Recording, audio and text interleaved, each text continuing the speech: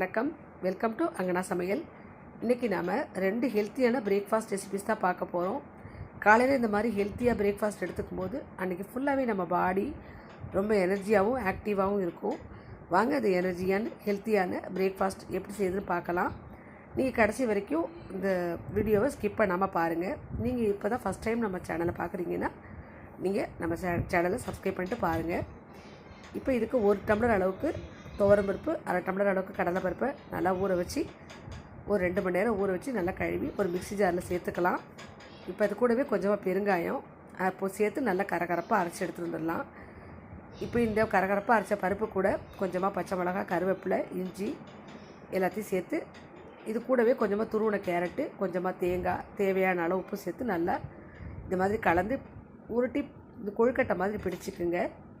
இந்த மாதிரி பிடிச்ச பருப்பு கொழுக்கட்டை எல்லாமே ஸ்டீமில் வேக வச்சு எடுத்துக்கணும். நீங்கள் ஒரு இட்லி தட்டில் கூட வேக வச்சு எடுத்துக்கலாம். கொஞ்சம் நேரம் நல்லா வேக விடுங்க. இப்போ வெந்த பிறகு பார்க்கலாம். இப்போ கொழுக்கட்டை நல்லா வெந்துருச்சு. இந்த பருப்பு கொழுக்கட்டை சாப்பிடவும் ரொம்ப சுவையாக இருக்கும். இதை நீங்கள் கெச்சப் கூட இல்லை தேங்காய் சட்னி எது கூட வேணாலும் சாப்பிட்லாம். ரொம்ப ஹெல்த்தியான இந்த ஒரு பிரேக்ஃபாஸ்ட்டு ரெடி ஆகிடுச்சு. இப்போ நம்ம அடுத்தது இன்னொரு ரெசிபி பார்க்க போகிறோம். இப்போ அந்த ரெசிபி செய்யறதுக்கு ஒரு பிளேட் எடுத்துக்கோங்க. அதில் இந்த கப்பால் இந்த மாதிரி 1 கப் அளவுக்கு அரிசி சேர்த்துக்குங்க. இது ஒரு 100 கிராம் அளவில் இருக்கும். இது கூடவே 2 டேபிள் ஸ்பூன் அளவுக்கு துவரம்பருப்பு சேர்த்துக்கலாம்.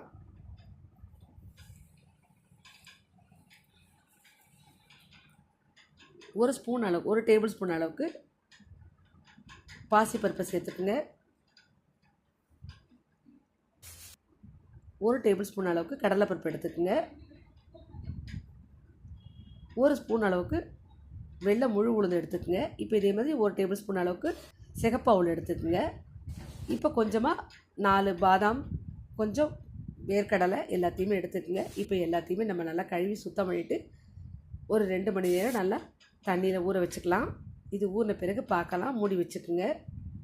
இப்போ நல்லா ஊறிடுச்சு. இப்போ அதை நல்லா கழுவி எடுத்துகிட்டு வந்தாச்சு. இதை ஒரு மிக்ஸி ஜாரில் சேர்த்துக்குங்க.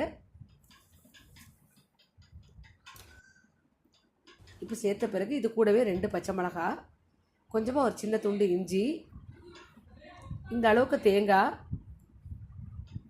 கொஞ்சமாக கருவேப்பிலை, இது கூடவே கொஞ்சமாக பெருங்காயம், இதுக்கு தேவையான அளவு உப்பு,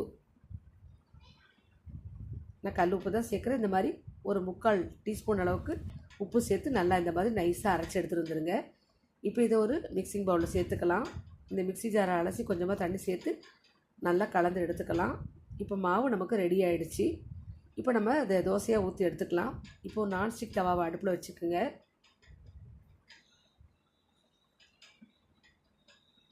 இப்போ நம்ம கல் காஞ்சதும் தோசையை ஊற்றிக்கலாம்.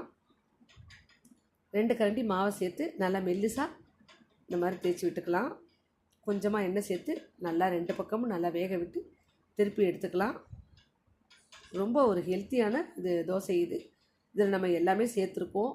அரிசி, துவரம்பருப்பு, கடலைப்பருப்பு, பாசிப்பருப்பு, சிகப்பு அவல், முழு வெள்ளை உளுந்து, பாதாம் பருப்பு, கடலை எல்லாமே சேர்த்ததுனால இது ரொம்ப ஒரு ஹெல்த்தியான ஒரு பிரேக்ஃபாஸ்ட். இது சாப்பிடும்போது குழந்தைங்கள்லேருந்து பெரியவங்க வரைக்கும் எல்லாருமே தாராளமாக சாப்பிட்லாம். ரொம்ப எனர்ஜியாக இருக்கும், ரொம்ப ஹெல்த்தியானது கூட. இப்போ இன்னொரு தோசையும் ஊற்றி எடுத்துக்கலாம். இது நல்லா ஊற்றுறதுக்கும் நல்லா நைஸாக மெல்லிஸாக வரும். நீங்கள் நெய் தேவைப்பட்டால் நெய் கூட சேர்த்துக்கலாம்.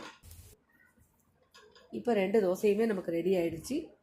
இப்போ நம்ம 2 ரெசிபிஸ் செஞ்சுருக்குறோம். இந்த காலையில் இந்த மாதிரி ஹெல்த்தியாக எடுத்துக்கும் போது நமக்கு ரொம்பவே ஆரோக்கியமாக இருக்கும். இந்த மாதிரி ரெசிபி எடுத்துக்கும் போது உங்களுக்கு வெயிட் லாஸ் பண்ணுறது கூட யூஸ்ஃபுல்லாக இருக்கும். ஃப்ரெண்ட்ஸ், இந்த வீடியோ பிடிச்சிருந்தால் மறக்காமல் நம்ம சேனலுக்கு லைக் பண்ணுங்கள், சப்ஸ்கிரைப் பண்ணுங்கள், ஷேர் பண்ணுங்கள். நன்றி, வணக்கம்.